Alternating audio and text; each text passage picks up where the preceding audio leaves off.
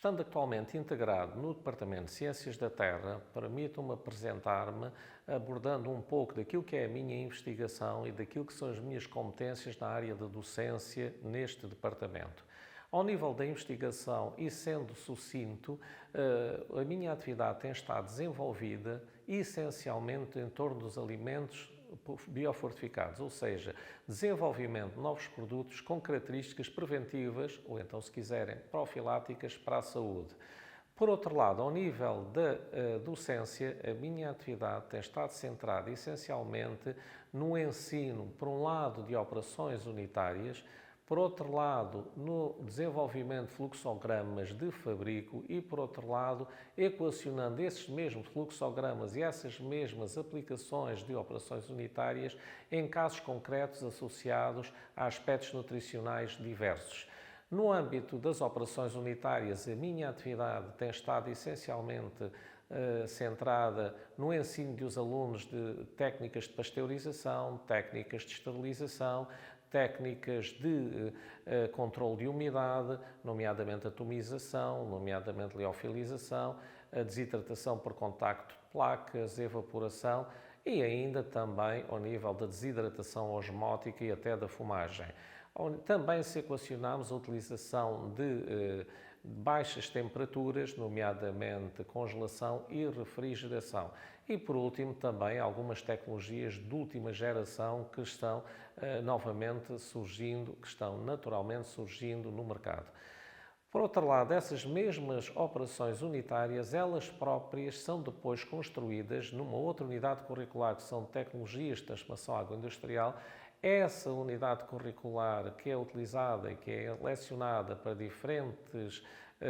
cursos, visa essencialmente a construção de fluxogramas de fabrico. Construção de fluxogramas de fabrico numa lógica de manipulação desses mesmos fluxogramas, equacionando, por um lado, a sua aplicação para a indústria do leite e derivados lácteos, por exemplo, iogurtes, por exemplo, queijo, por exemplo, manteiga, mas também para óleos alimentares, azeites, margarinas, ainda para o chá, para os cafés e sucedâneos, para o chocolate,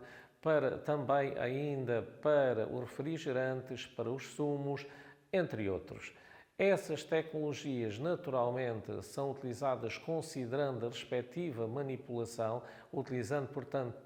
tecnologia ou operações unitárias diversas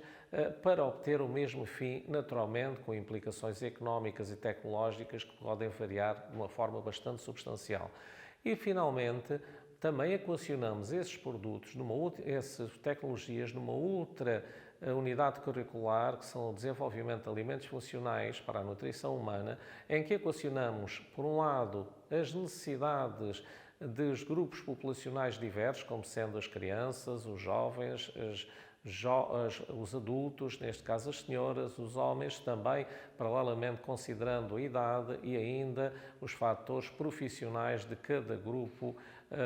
em concreto.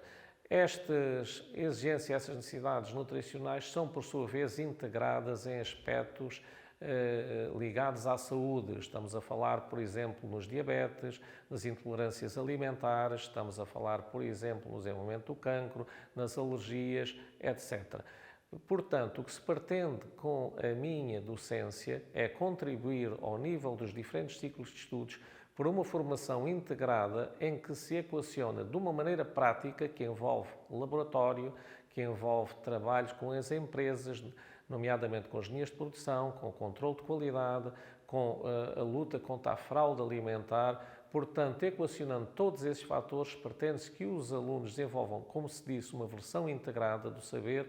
sendo dotados não só de esquemas conceptuais, como uma elevada aplicação ao nível laboratorial e ao nível industrial destes conceitos, visando, portanto, majorar a capacidade e a competência tecnológica e, consequentemente, económica das empresas. Muito obrigado.